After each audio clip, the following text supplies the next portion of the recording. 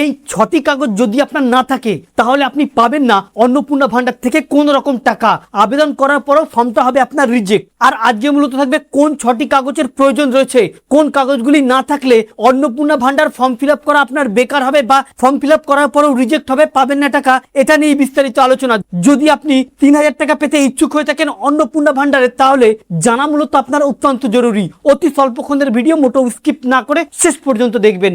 আলোচনা শুরু করার পূর্বে আপনাদের কাছে একটা রিকোয়েস্ট, ভিডিওটিকে অবশ্যই একটি লাইক করে জনস্বার্থে প্রচুর শেয়ার করবেন, কারণ আপনার একটা শেয়ার দ্বারা অন্যজনের জানতে অনেকটাই সুবিধা হবে। চলুন দেখে নেওয়া যাক বিস্তারিত। তো ফ্রেন্ডস, ইতিমধ্যে রাজ্যের উপমুখ্যমন্ত্রী জানিয়ে দিয়েছেন যে অন্নপূর্ণা ভান্ডার ফর্ম ফিল আপ করলে যে টাকা পাবেন এমন নয়, এর জন্য একাধিক শর্ত রয়েছে। তবে মূলত 6টি কাগজ এই ফর্ম ফিল আপে লাগবেই। এই 6টি কাগজ যদি আপনার কাছে না থেকে থাকে বা 6টির মধ্যে যদি কোনো 1-2টি না থাকে, তাহলেও কিন্তু আপনি পাবেন না টাকা। হ্যাঁ, অন্নপূর্ণা ভান্ডার রাজ্যের মুখ্যমন্ত্রী শুভেন্দু অধিকারী জানিয়ে দিয়েছেন যে এখানে মূল যে কাগজগুলি হচ্ছে আবেদনকারী নিজের নামে আধার কার্ড থাকতে হবে এবং ভোটার কার্ড থাকতে হবে, রেশন কার্ড থাকতে হবে, আর ব্যাংক অ্যাকাউন্ট নিজের নামে থাকতে হবে যার ডিবিটি লিঙ্ক সহ।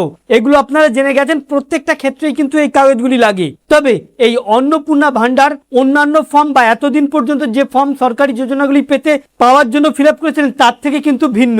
শুধু আপনার নিজের কাগজ থাকলেই হবে না, এর সাথে আপনার পাসপোর্ট সাইজ ফটো লাগবে এবং মোবাইল নাম্বার তো থাকতেই হবে। সাথে এখানে পরিবারের পারিবারিক তথ্য এবং সম্পত্তির বিবরণও দিতে হবে, যার কাগজপত্রগুলো লাগবে, যেগুলির মধ্যে মূল কাগজপত্র হলো জায়গা জমির কাগজপত্র, অর্থাৎ পরিবারের নামে থাকা জমির খতিয়ান বা দলিলের বিবরণ। এখানে যে আপনি ফর্ম ফিল আপ করবেন আপনার নামে যে দলিল থাকতে হবে এমন বিষয় নয়, আপনার বাবার হতে পারে বা আপনার দাদুর হতে পারে।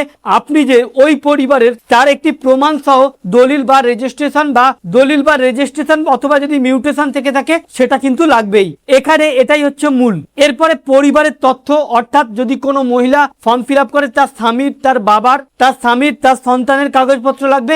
এবং যদি কোনো অবিবাহিত মহিলা ফিল আপ করে তাহলে তার বাবা, তার দাদা, তার ভাইয়ের সকলের কিন্তু নথিগুলো লাগবেই। ভোটার, প্যান, আধার এগুলো কিন্তু লাগবেই।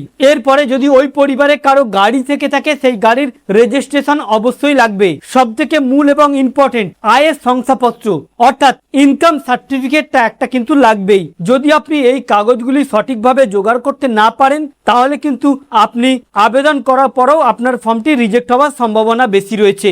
এছাড়াও যে শর্তগুলি রয়েছে সেগুলো তো আপনারা জেনেও গেছেন, যার মধ্যে বলা হচ্ছে যে 25 থেকে 60 বছর বয়সী হতে হবে এবং নিজের নামে গাড়ি, বাড়ি বা বিলাসবহুল জীবনযাত্রা যাদের রয়েছে তারা কিন্তু পাবে না, সরকারি কোনো কর্মচারী হলে পাবে না। এছাড়া এমন মহিলা যারা সরকারি সাহায্যপ্রাপ্ত বা সরকারি কোনো জায়গা থেকে নির্দিষ্ট পরিমাণে বেতন প্রত্যেক মাসে এসে থাকে তারাও কিন্তু পাবে না। তো ফ্রেন্ডস, এই ছিল মূলত অন্নপূর্ণা ভান্ডার নিয়ে বিশেষ আপডেট। আমাদের উদ্দেশ্য ছিল এই আপডেটটি আপনাদের সামনে উপস্থাপন করা, যাতে আপনাদের জানতে সুবিধা হয়ে থাকে। ভালো লেগে থাকলে ভিডিওটিকে অবশ্যই লাইক করে শেয়ার করবেন। Thank you friends, thank you for watching.